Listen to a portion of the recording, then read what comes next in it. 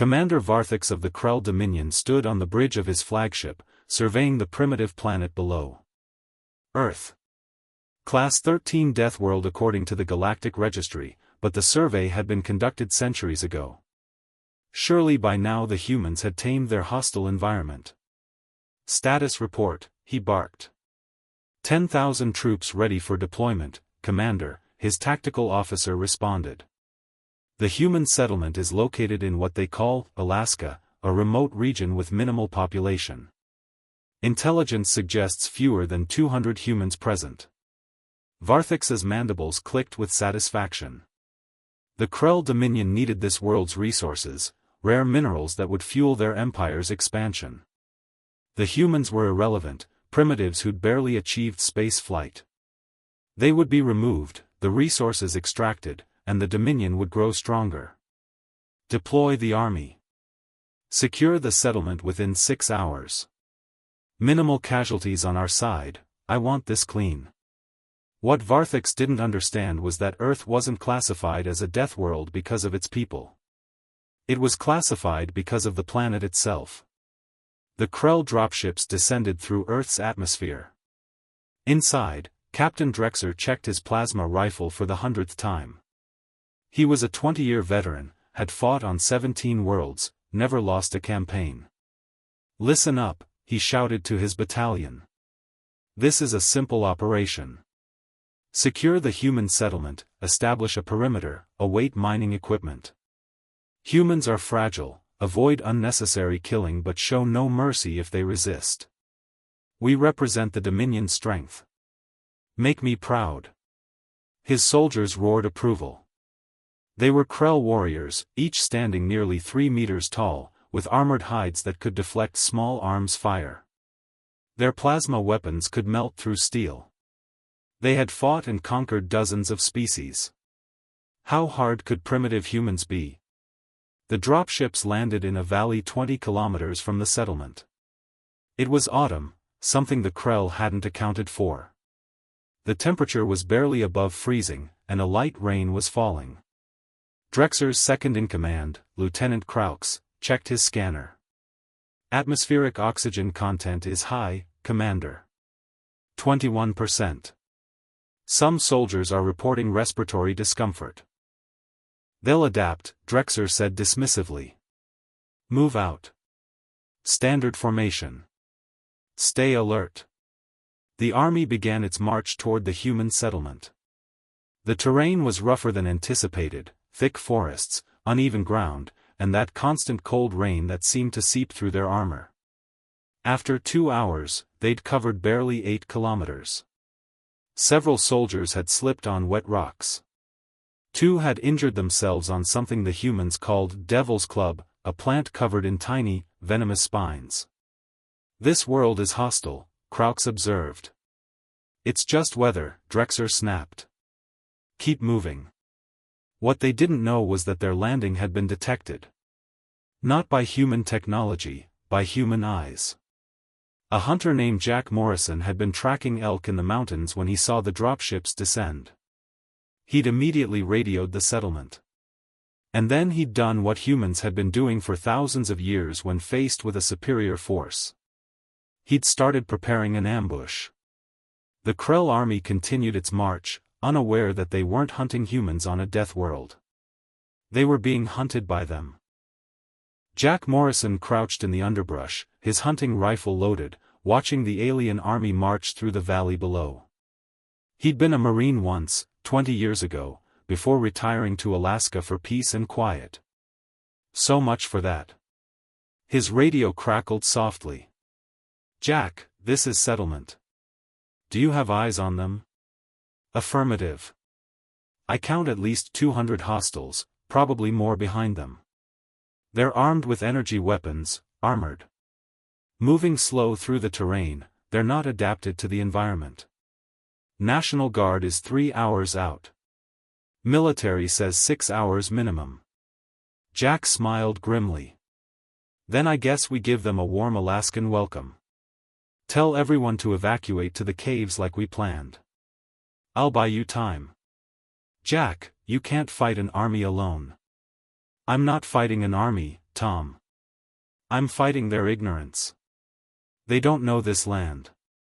I do. Morrison out. He moved silently through the forest, a skill learned from both military training and years of hunting. The aliens were making noise, lots of it. Breaking branches, cursing in their guttural language, completely unaware of proper noise discipline. Jack reached his first cache, supplies he'd hidden for hunting trips. He pulled out a compound bow, climbing gear, and most importantly, his knowledge of the terrain.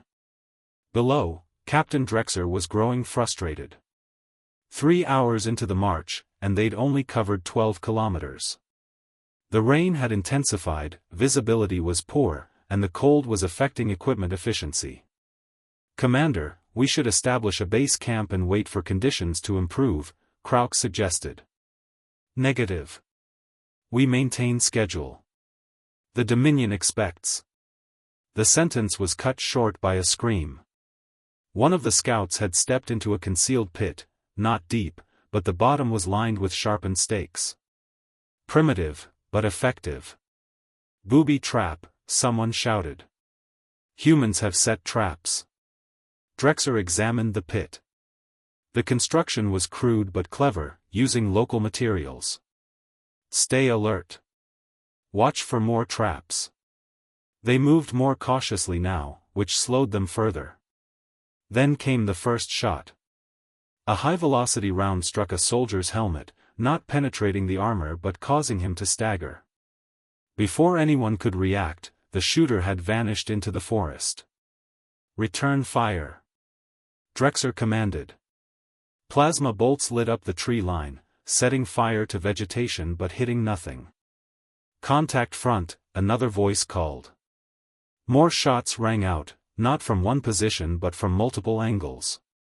The Krell formation broke apart, soldiers diving for cover. But the shooting stopped as quickly as it started. Silence returned, broken only by the rain and the crackling of burning trees. "Report," Drexler demanded.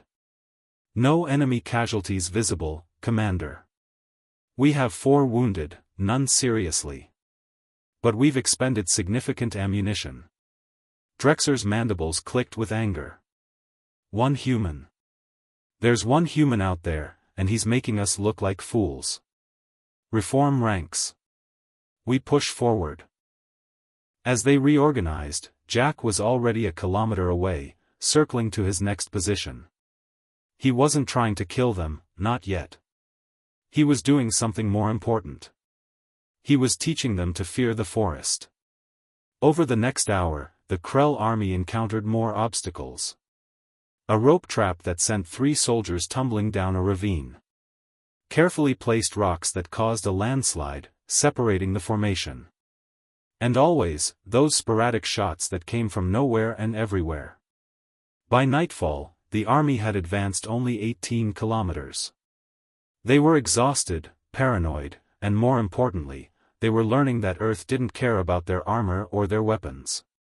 Drexler established a defensive perimeter as darkness fell. "We rest here.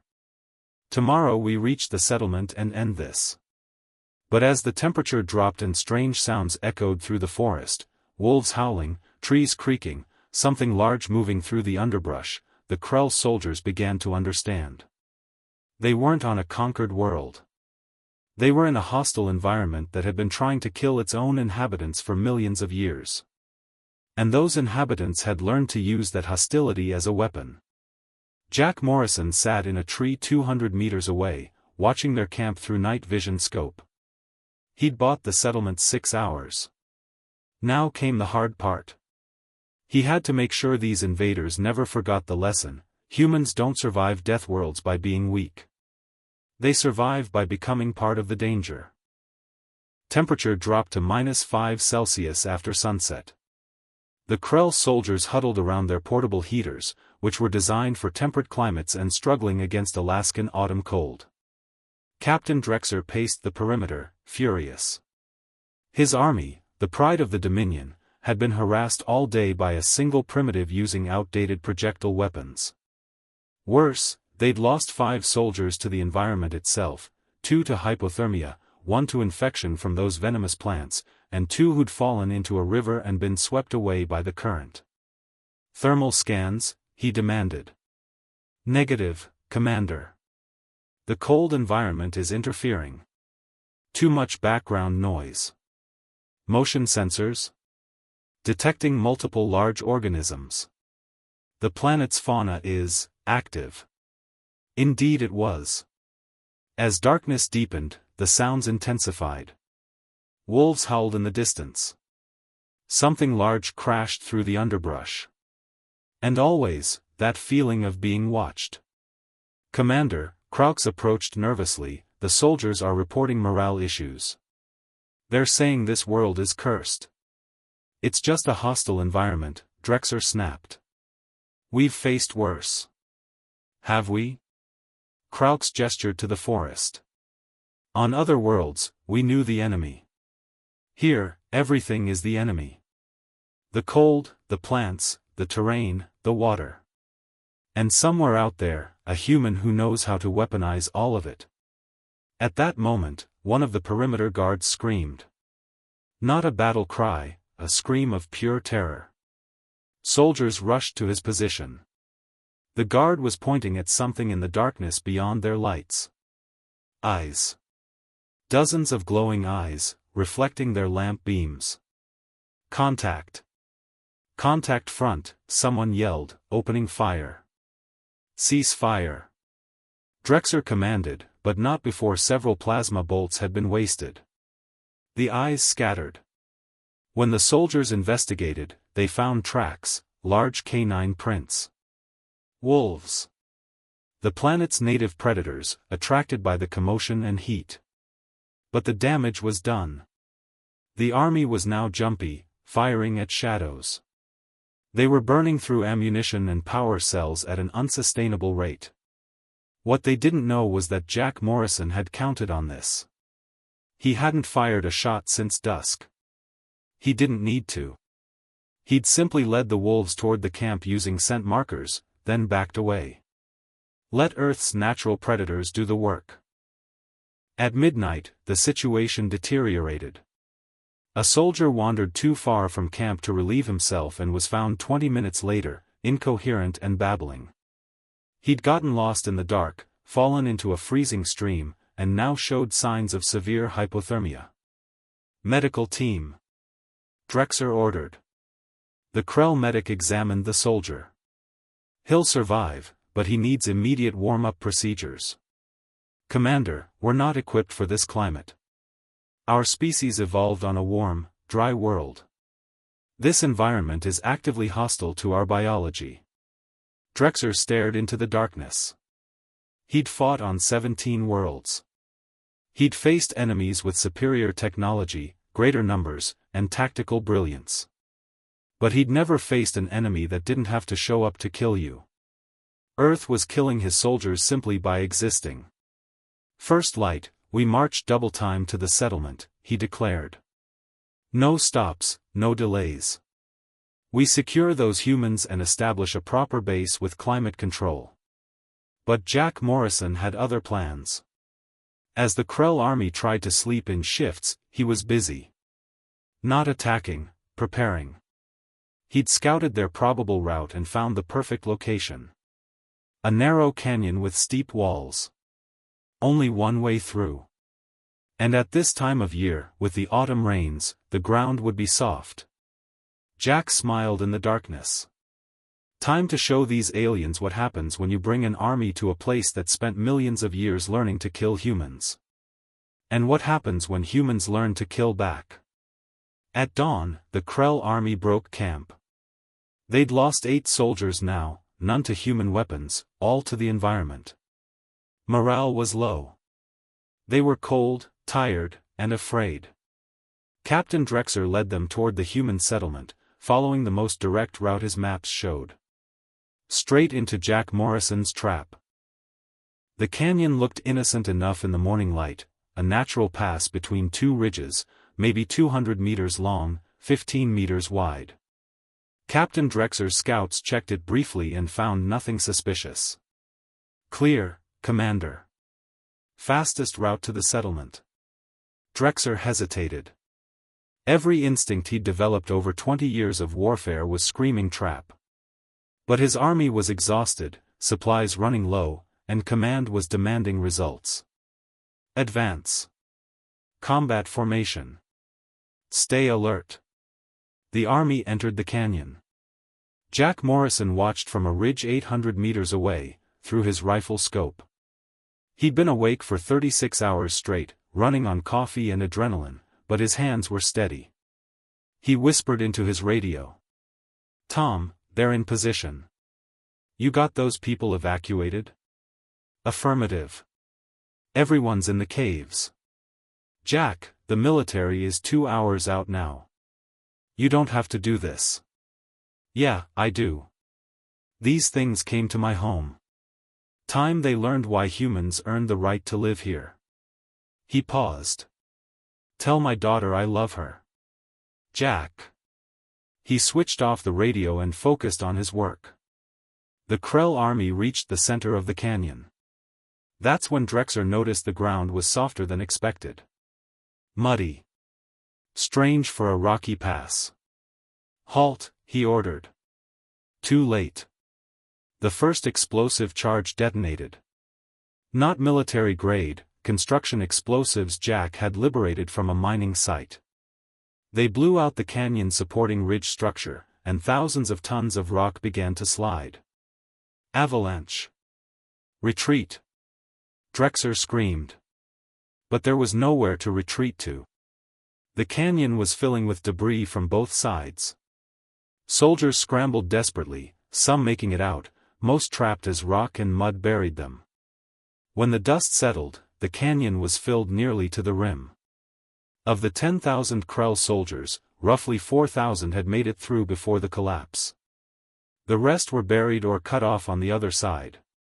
Captain Drexer pulled himself from the rubble, his armor cracked, one arm hanging uselessly. Around him, the survivors were in similar condition, injured, shocked, separated from their command structure. "Regroup," he managed to shout. "Get a head count." Before they could organize, the shooting started. Real shooting this time. Jack had positioned himself on high ground with clear sight lines. His hunting rifle cracked repeatedly, each shot finding a target. Not killing shots, he aimed for equipment. Communication devices, weapons, scanners. The Krell returned fire, but their plasma rifles couldn't reach his position. Those that tried to climb toward him found the slopes were unstable, littered with traps, and exposed to constant fire. "Fall back," Drexer ordered. "Get to cover." They retreated into the forest, leaving their equipment and dozens of wounded behind. Jack let them go. He wasn't trying to kill them all, he was breaking their ability to function as an army. Over the next 2 hours, the surviving Krell tried to regroup. But they were scattered, lost in unfamiliar terrain, and without functional communications. The command structure had collapsed. Soldiers formed small groups, trying to find their way out of the forest.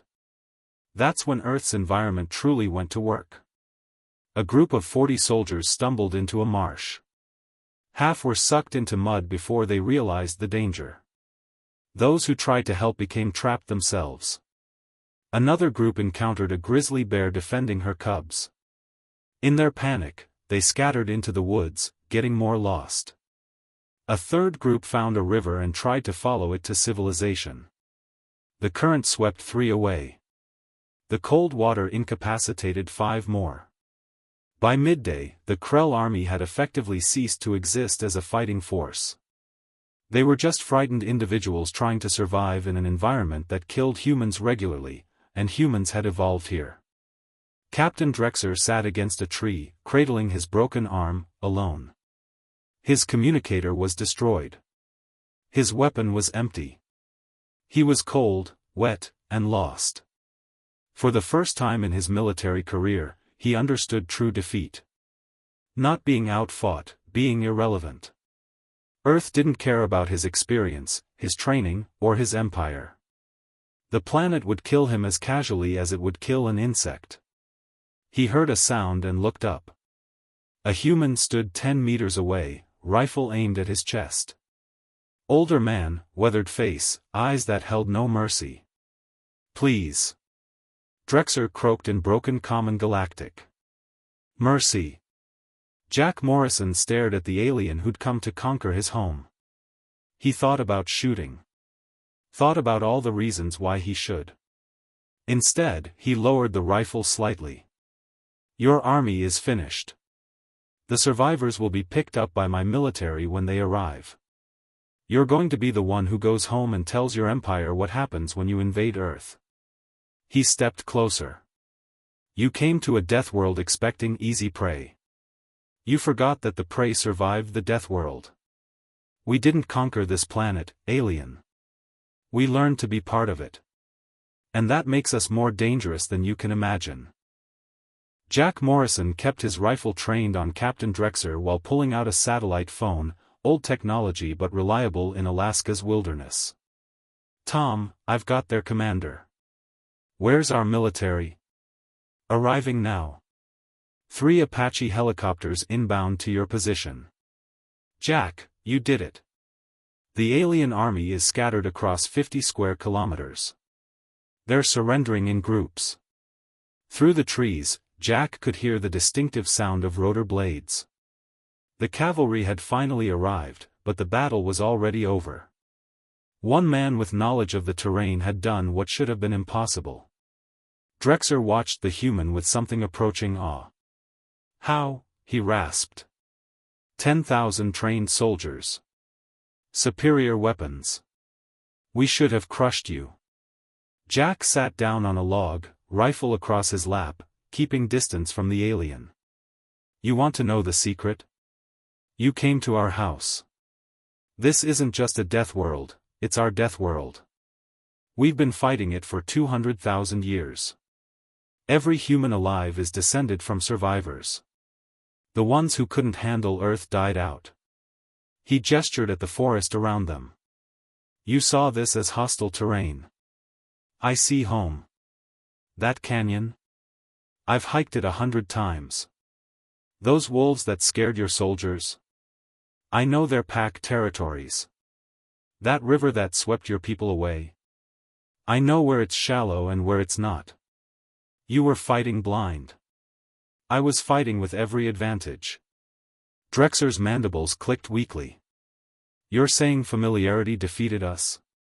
Familiarity. Adaptation. And spite." Jack smiled without warmth. "Humans are stubborn. We don't give up. You want to know how many times Earth tried to kill my ancestors? Ice ages, droughts, predators, diseases, volcanoes, the planet threw everything at us. We survived by being tougher, smarter, and more determined than anything else."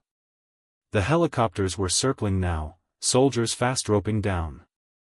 U.S. Army Rangers, heavily armed and ready for combat.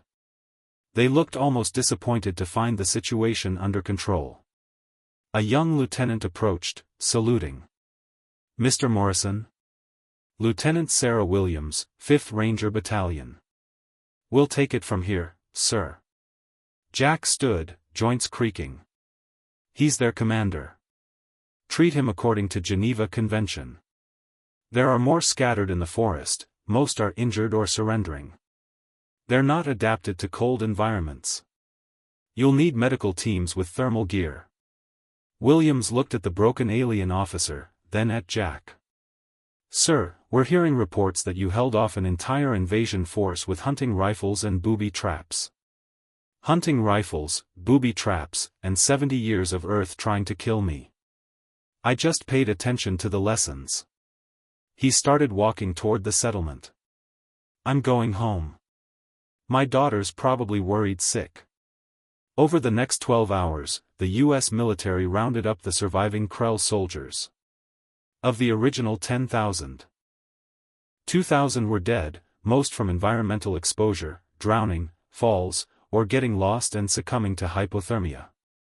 1,000 were critically injured. 4,000 were captured in various states of exhaustion and cold-related trauma. 3,000 were missing, likely dead in the wilderness. Only one Krell soldier would make it back to the Dominion intact, Captain Drexer, kept alive specifically to deliver a message. On the command ship still orbiting Earth, Commander Varthix watched in disbelief as rescue shuttles brought up the survivors. They were broken, frostbitten, traumatized. His elite army had been destroyed not by human military might, but by one old man who knew the land. "Commander," his tactical officer reported nervously, "we're receiving a transmission from the human government." The screen activated, showing a gray-haired human woman in military uniform. 4 stars on her collar, a high-ranking officer. "I am General Patricia Morrison, United States Army. You have committed an act of war against Earth by landing an invasion force on our territory. However, we understand this was done in ignorance of Earth's defensive capabilities." She leaned forward. "Let me be clear, the man who defeated your army is my father. He's 68 years old and was armed with equipment you could buy at any sporting goods store. He is not special forces. He's not enhanced. He's just a human who knows his environment." Varthix felt his confidence crumbling. "Now imagine," Morrison continued, "what Earth's actual military could do. We have 3 million active soldiers, all trained for warfare in environments ranging from Arctic to desert to jungle. We have weapons that make plasma rifles look primitive. We have satellites tracking your ship right now, and missiles that could reach you in 3 minutes." She paused. "You will withdraw from Earth space immediately. You will take your survivors and Captain Drexer with you. And you will deliver this message to your Dominion: Earth is a Class 13 death world. That classification exists because the planet is actively hostile to life. Humans survived by becoming more dangerous than the planet. If you come back, you won't face one old man with a hunting rifle. You'll face billions of humans who all survived the same crucible. Do you understand?" Varthix found his voice. "I understand, General." "Good. You have 6 hours to evacuate. After that, we will consider any Krell presence an invasion and respond accordingly." The transmission ended. Varthix looked at his devastated army and made the hardest decision of his career. "Prepare for immediate departure. Recall all personnel. We're leaving this cursed world." 3 days later, Captain Drexer sat in a sterile medical bay aboard the Krell flagship, his wounds treated but his spirit broken. High Commander Varthix stood before him, demanding answers. "Explain to me," Varthix's voice was dangerously quiet, "how 10,000 elite soldiers were defeated by one primitive human." Drexer's mandibles clicked weakly. "High Commander, with respect, you don't understand what we faced. That human didn't defeat us, the planet did. He just knew how to weaponize it." He pulled up tactical recordings on a datapad, his good hand trembling. "Look at this. The first 6 hours, we encountered 12 environmental hazards we hadn't planned for. The oxygen content caused respiratory stress. The rain interfered with our thermal sensors. The terrain was too rugged for our standard formation." Varthix watched footage of Krell soldiers slipping, falling, struggling through mud and undergrowth. "This is embarrassing, Captain. Not devastating. That was just the beginning." Drexer advanced the recordings. "The human, we learned his name is Jack Morrison, used primitive kinetic weapons. But he didn't try to kill us directly. He targeted equipment, created panic, led us into environmental hazards. Every engagement, we lost soldiers not to him but to the planet. The recordings showed the canyon collapse, soldiers swept away by rivers, groups lost in the forest, the grizzly bear attack. He fought like prey, High Commander. Humans evolved as prey animals on this death world, surrounded by predators with superior speed, strength, and natural weapons. So they developed persistence, tool use, and environmental knowledge. They turned their weaknesses into strategies." Varthix studied the data. "Their military capabilities? Extensive. After we were defeated, their actual military arrived. We captured some of their communications. Drexer pulled up intercepted transmissions. Earth has technology comparable to mid-tier galactic powers. Nuclear weapons, advanced aircraft, satellite networks. But more importantly, they have 7 billion soldiers. 7 billion? Every human is a potential combatant, High Commander. They're all descended from survivors of this death world. They all possess baseline knowledge of how to exploit environmental advantages. Jack Morrison wasn't special, he was typical. Drexer's voice strengthened slightly, the analytical officer reasserting itself despite trauma. I've compiled a full assessment. Earth should be reclassified from Class 13 Deathworld to Class 15 Deathworld with military hazard warning. He brought up his final report. 6 months later, in a seedy bar on the edge of Dominion space, Captain Drexer sat alone, drinking something that barely passed for alcohol. He was officially retired now, pensioned off after his traumatic experience on Earth. The bar was frequented by mercenaries, traders, and soldiers from a dozen species.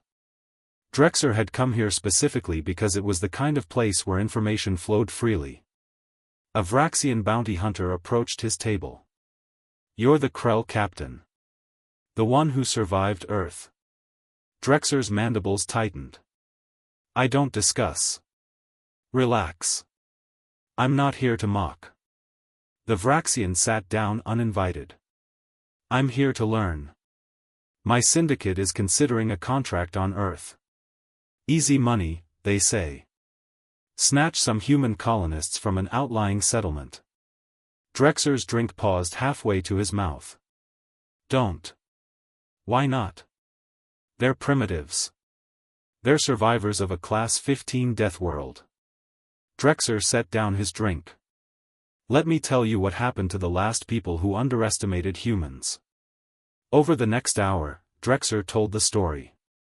Not the sanitized version he'd given the Dominion Council, but the raw truth. The terror of being hunted in an alien forest. The humiliation of watching his army defeated by environmental hazards. The moment he realized that humans didn't need to be better warriors, they just needed to be at home. One human, Drexer finished. One 68-year-old man with primitive weapons. He destroyed 10,000 soldiers. Not through superior firepower, but through knowledge. He knew that planet in a way we never could. The Vraxian was silent, processing this. What was his secret? Persistence. That's humanity's true weapon. They don't give up. Ever. Their planet tried to kill them for 200,000 years, and they refused to die. They adapted, learned, and eventually thrived. You can't intimidate people who survived ice ages and supervolcanoes. You can't scare people who made peace with the fact that their own planet wants them dead. Drexer leaned forward. Go ahead, take your contract. Try to kidnap humans. But know this, they won't surrender. They won't panic. They'll use every tool, every trick, every advantage their environment provides. And if you somehow succeed in taking them, their planet, their entire species, will come for you. He stood to leave. I learned something on Earth. There's a difference between species that evolved in safe environments and species that evolved in hell. The first kind builds civilizations carefully, afraid to break them. The second kind builds civilizations out of spite, daring the universe to try to destroy them again. Humans are the second kind. The Vraxian sat quietly after Drexer left. Then he activated his communicator. Boss? About that Earth contract? I'm recommending we decline. Drexer's story spread through the mercenary community, then to trader guilds, then to military intelligence across the galaxy. It became legend, cautionary tale told to young officers, warning given to anyone planning expansion into human space. Earth became known not for its resources or strategic position, but for the fact that an entire army had gone there and only one soldier returned.